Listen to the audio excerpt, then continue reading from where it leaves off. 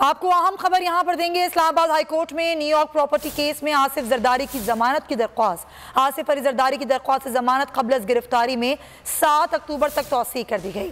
साबिक सदर की आइंदा समाअत पर हाजिरी से इस्तिस्ना की दरख्वास्त मंजूर कर ली गई।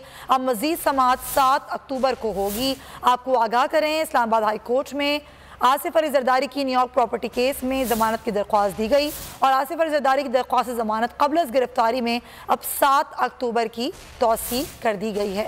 इसी वजह से मजीद बात करेंगे हमारे नुमाइंदे फयाज महमूद से। जी फयाज।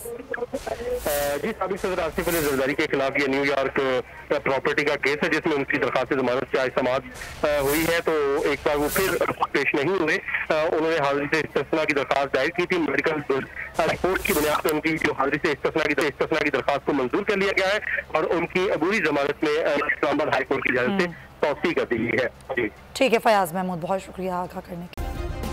सब्सक्राइब करें और बेल दबाएं ताकि कोई खबर रह न जाए।